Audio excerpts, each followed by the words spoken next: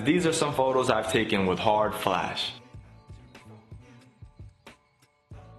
My name is Gabriel Perez Silva, and I'm a fashion and celebrity photographer. So who better to bring you this real-time, practical information and the real-life knowledge that I use to achieve these photos. Before we go any further, you guys, please hit the like and subscribe button below and leave a comment. Let me know what you like about this video, what you don't like, and what you want me to talk about in the next episode. And if you haven't checked out already all the other episodes I've uploaded, please do so. There's a ton of BTS, a ton of information, a ton of good secret stuff that I don't just talk about all the time. Today's video is going to be especially exciting because this is something that has really been hitting the mainstream recently in the past couple of years really, but even especially this year a lot. Now that is shooting with hard flash, because they're bringing back, you know, the maybe early thousands club photographer era photos. And you know, there's a few cool things about this because, you know, hard flash photography, you know, aside from people who have been using it like paparazzis and stuff like that and all that, like the standard in your neighborhood club photographer thing died out in like the 2010s really, you know. But it's like a really cool thing that's coming back in a sense because, you know, it's a very candid and more rough around the edges form of shooting in some ways, the way I shoot it at least. There's a lot of modifiers you can use when it comes to shooting with a hard flash. Some people, you know, they'll put on like mini softboxes on it, and I don't really like that. That's a bit more, in my opinion, a bit more cliche, kind of like Pinterest type vibes, a little bit too clean. You know, when you know those photos where they be like retouching up the wazoo, you know, type of vibe. When I shoot hard flash, I really like shooting hard flash. You know, really just no modifier, straight pointed at the subject, which some people think is a no-no. And just ripping it, you know. Sometimes I don't even look through the viewfinder, but to me that's exciting because it's like when you shoot film and you go develop it and you don't know what you're gonna get at the end of the day. But yeah, so my story was shooting hard flash because I'm actually from Florida, so I used to shoot a lot of like, you know, just natural light, prime lens vibes. Is that when some of you may not know this, if you've been following me for a while, you may, but I'll let you into some of my origin story as a photographer in this very moment. When I first moved to New York City, right after the internship I talked about in my last few videos, I was found by Winnie Harlow's team and asked to shoot her for Met Gala. And I had no idea who Winnie Harlow was or what the Met Gala was at the time, but at that moment I was on my yes man vibes, you know, so I was saying yes to everything. I was like, hell yeah, for sure, for sure. And I went. And you know, when the day was starting, I was taking photos of her on one camera with my 50 on, prime, no flash, and on one camera with my flash on. Well, I started with the 50 because I was shooting a lot of natural light at the time. And you know, the story is kind of crazy because as I would later find out from her, she almost sent me home that day when she saw the photos on the 50 because it wasn't her style. And you know, like I said, if you've been following for a while, you would see that we ended up working together for a long time after the fact because it went well. But right after that, I put on the flash and I started shooting the other camera, and that was like, you know, it's kind of crazy because immediately those photos I took that day, I mean, they ended up going viral. And then everything else, the mood completely changed. She was a lot happier, and then they ended up calling me back, and I ended up working with her for a long period of time. But during that period of time, I was very fresh. I'd only been here for 6 months, and everything was new to me. So all these things that I was shooting and learning, like for example, you know, some of these things I'm gonna show you, they go with the flash. You know, I had to learn on the field, in the moment, and that's how I was learning and developing my technique shooting hard flash. And I'm proud and happy to say that when I was shooting hard flash, it still wasn't the most common or selected thing to shoot. Because I was shooting that bad boy in the daylight, you feel me, all types of time, ways straight on flash or no modifiers, that would be a very no-no. I was the only person shooting it with just a flash on top. Because, I mean, people have flash, especially at these events, but like they didn't have just a bare flash. Like they would put the softbox or the, you know, diffuser, whatever it is. And a big plus that I was having, you know, intimate, you know, interactions and being in the intimate gatherings, you know, outside of where the event photographers or stuff were.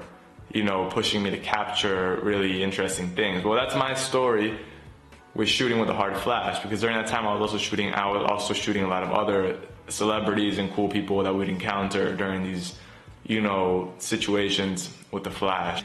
I would take that flash that I learned to use and adapt it into my style. So now every time I shoot, usually I have 2 cameras on me. Unless I'm in the studio where the flash is already dictated by my studio setup, I'll usually have 1 camera with a flash and 1 camera without the flash. A few tips I have for you when you start shooting hard flash. Get the cord that allows you to remove the flash from your camera. That's gonna help you a ton, especially shooting vertical stuff. Don't get lost in trying to understand exactly every setting on the flash and what it means and what it does. Just like experiment with it. Don't be afraid to mess up. I'm sure you're gonna run into certain issues that I've run into. For example, I know a common issue is that sometimes the flash is just flashing way too bright, like overwhelmingly bright, and you may look like a herb if you're trying to shoot an event or something and your flash is blinding everybody. So these are things that you definitely want to test it out beforehand. But just like being handy with a flash, having one on deck is, you know, can go very far for you, because, you know, it doesn't limit you. When the sun goes down, you know, you have another way to shoot.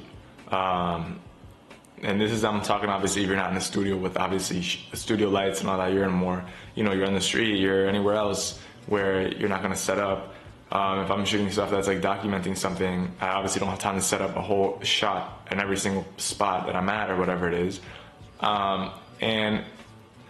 And shooting flash is honestly very fun. You know, it's very hard flash, it's very fun. I love hard lighting. Even in my studio, I try to recreate hard lighting, and that comes from me shooting very harsh lighting with the flash. You know, literally with a hard flash, it can open up a lot of different doors that you may be limiting yourself with by just shooting with what's comfortable of a prime and daylight. And you know, you don't want to limit yourself just because you're scared of something. And I find that shooting with flash on camera is a good way to get started with flash, and then make your way up to learning about studio lighting and strobes, and then maybe you can incorporate strobes, you know, in different locations or understand the lighting better. So first things first, you know, you want to get the strap, you want to lock it in. This is my way to do it, because, you know, chances are if you're on a situation where you need hard flash, or you're shooting with hard flash, it might be a concert, a show, backstage, something, wherever it is, you may most likely have more than 1 strap on you, you know, other cameras, etc., and it's very easy to lose, you know, touch with what strap is where and what's holding what up. And you know, it's not gonna be a fun day if you drop your lens on its face. It's happened to me. A power pack, so a battery pack, power pack, whatever it is. Here I have it's a Pro Pack from Godox.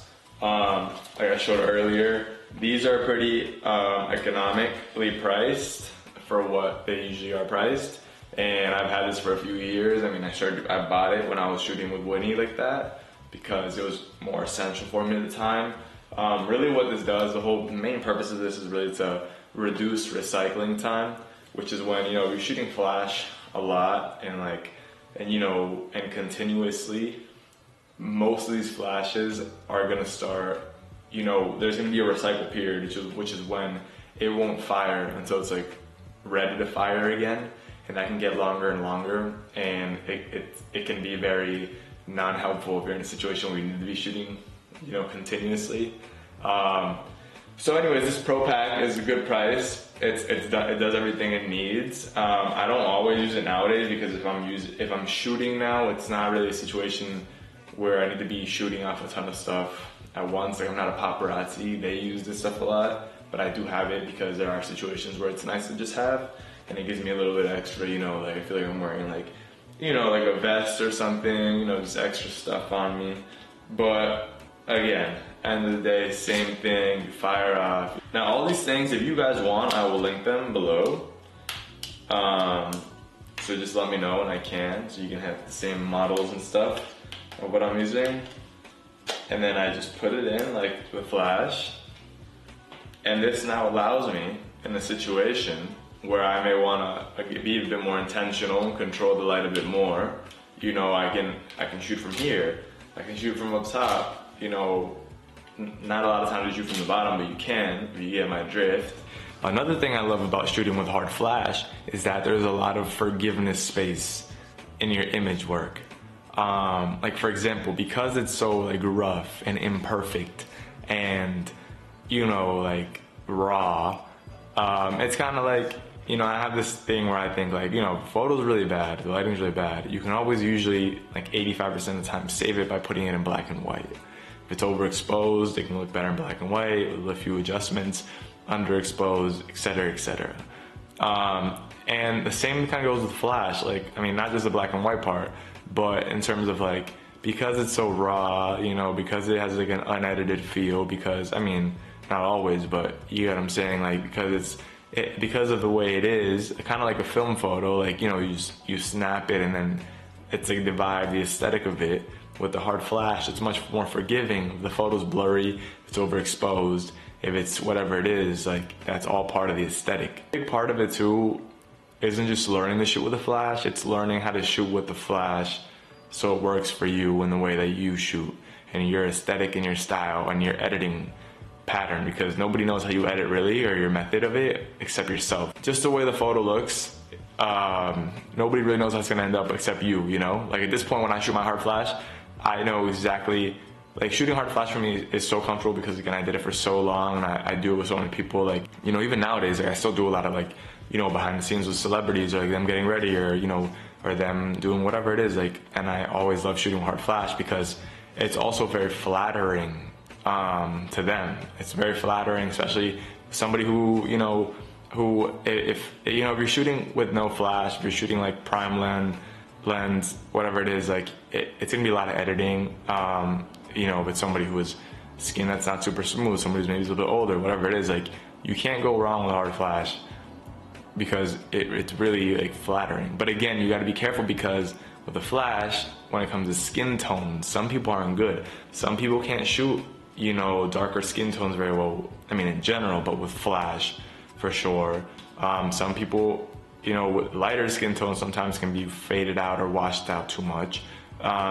Like from both ends of the spectrum, you just gotta figure out what works for you and how to make it work and how to be cool. And like I said, like it's not always about following the rules. Like some of the things that I was doing when I started doing flash and still do, like are the complete opposite of what they're supposed to do. Like I've dead serious had people tell me like, oh nah, like on set, whatever it is, like, oh nah, you're not supposed to do it like that, this and that, whatever. People who like, you know, they, like PAs or crew who are in the photography, like, nah, you're not doing it right, you're not doing it right. And I'm like, bro, like trust me, bro, I'm doing it right because it's my way. You know what I'm saying? Like, that's exactly the whole point. Like, I may not be doing it right by the book, but that's why I'm not a by the book photographer. You know what I mean? Like, you know, if you do it by the book, then everybody's gonna be shooting the same thing.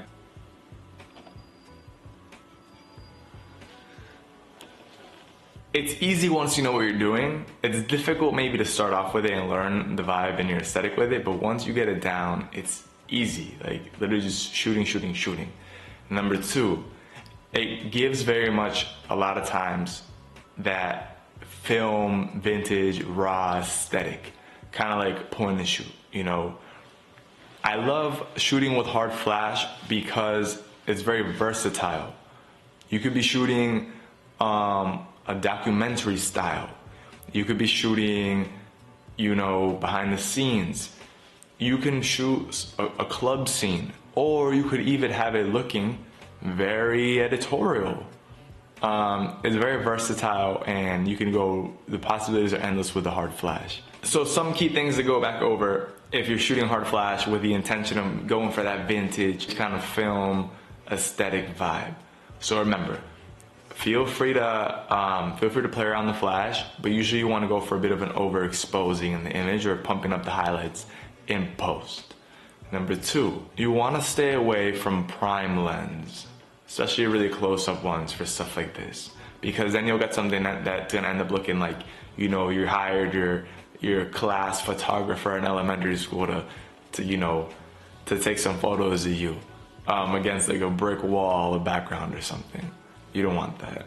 Three, just experiment, you know, study film photos, and then try to replicate that. Like I said, like same way with film, you don't need to edit it sometimes, it looks dope. Same thing with hard flash, if you're doing it that way, it just looks dope off the bat. And you can, you know, mildly do some changes.